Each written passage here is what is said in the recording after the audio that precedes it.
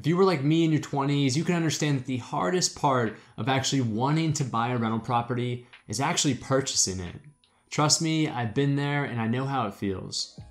In my early 20s, I was still paying off my student loan debt and my credit card debt, so the thought of me actually saving up 20% for my first rental property, it was out of the question. Fortunately, today I'm going to share with you the easiest way on how you can purchase a rental property in your 20s, and it's a method that I've used to actually go ahead and purchase 2 rental properties in my 20s.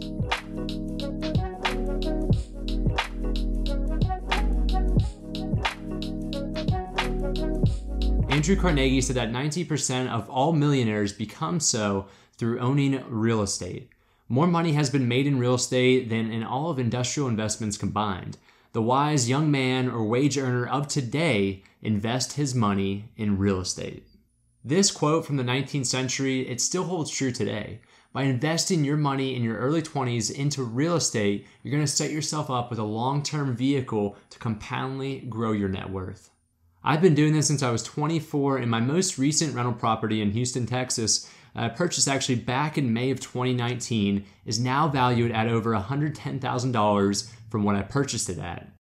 Better yet, it produces $226 in monthly cash flow, all while that tenant is actually building equity on my behalf. So let's get started, because you can do this too by applying these 5 steps I'm about to share with you, and with only 3% down.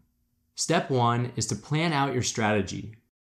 So ask yourself, are you looking to be a long-term investor or a short-term investor? A better question to ask is maybe, are you looking to purchase this property, hold it for over 10 years, and you're really just focused on that long-term picture? Or maybe you're actually a short-term investor and you're looking to purchase this property and within a year or two actually sell it to pull out that equity and that appreciation that it's gained. Trust me, this matters because it'll influence the type of properties that you look at later on. For me personally, my strategy has always been long-term. So whenever I was looking for properties, and I still am today, I'm looking for properties that don't necessarily provide the highest monthly income, monthly cash flow, but what I'm looking for is a stable trend in appreciation over time, and also a property that I can rent out consistently. Now, if you want to invest in the short term in rental properties, you're probably going to be interested in properties that are in gentrifying areas that are much riskier, but they also provide the best probability of seeing some significant appreciation in that shortest amount of time. Now, if you're a long-term investor, then you're going to be more interested in stable markets, so you have that continued appreciation over time. Once you know this, it's time to figure out step 2, your budget or your down payment. So here is where things get interesting. Let's say you go down to your local bank and you ask that lender if they can go ahead and give you a mortgage for an investment property that you do not plan to live in at all. The bank is going to say, put 20% down, and then you're also going to have to pay for closing costs. To put that into perspective, that's about $50,000 for a $200,000 rental property with closing costs. If you were anything like me, you know that saving up $50,000 in your 20s is nearly impossible.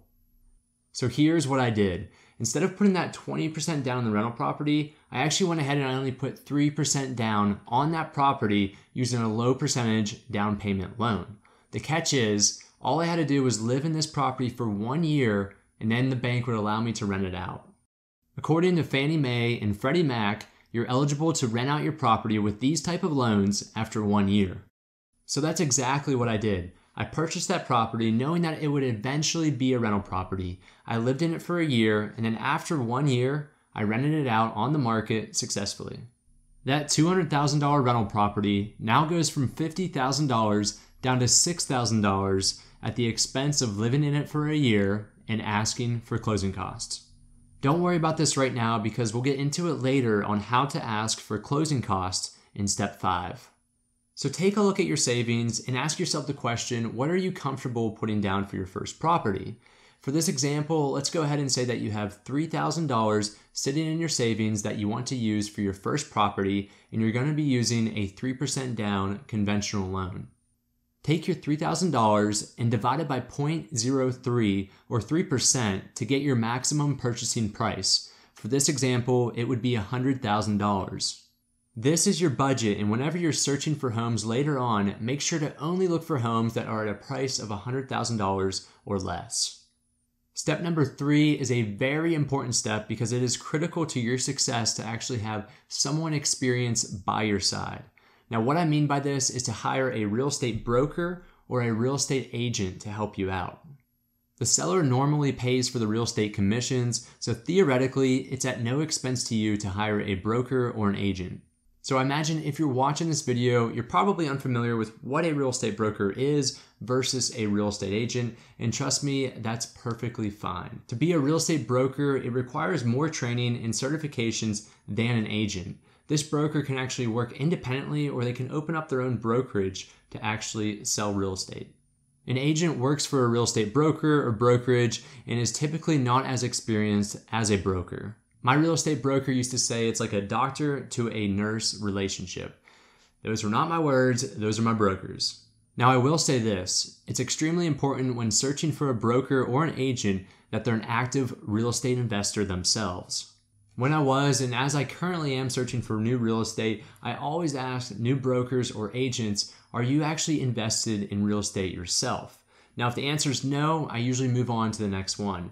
If that broker or agent says, yes, I am, I ask them about their portfolio just to gain awareness on how they're thinking about their investments. Now, this is very important because the best way to be successful in real estate is to learn from someone who is actively doing it themselves. A great way to find a broker, and is actually how I found mine, is to actually go to open houses and use that as an interview. Otherwise, you can go online and you can search for brokerages to see if they're a fit for you. Once you've found someone to work with, it's time to get started with pre-approval.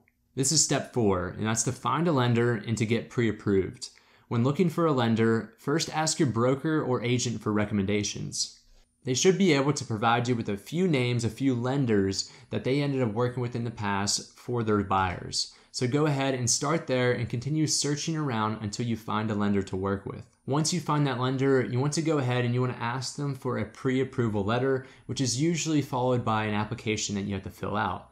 This pre-approval letter will allow the seller to understand your credibility and that you're going to be able to actually close on this loan later on. It will also tell you how much the bank is willing to loan you to purchase your first rental property. You can usually obtain pre-approval within 24 to 48 hours depending on your lender. So while this is happening, I recommend moving on to step 5, which we're about to get into, to give you a head start. Step 5 is the fun part. It's analyzing potential deals or homes to buy for your first rental property and making that final purchase. Your broker or agent should supply you with a list of properties each day for review. Remember to tell them that this is going to be a future rental property and that you're only going to live in it for a year. They should supply you with rental comparables in the area. That way you have a better idea of what your mortgage payment is going to be versus what you can actually rent that property for maybe the next year or 2. You're only looking to put 3% down, so your margins are actually going to be pretty slim instead of going ahead and putting 20% down. My criteria for my rental properties are that it produced income each month or netted out, the area showed consistent appreciation each year above 5%, and it was in a renter's market. If you're a short-term investor, you may be more focused on maximizing your monthly cash flow and appreciation. Again, this all depends on step 1, what you chose for your investment strategy. Once you find a property that you can see yourself living in for a year and it fits your strategy from step 1, ask your broker or agent to place an offer on your behalf.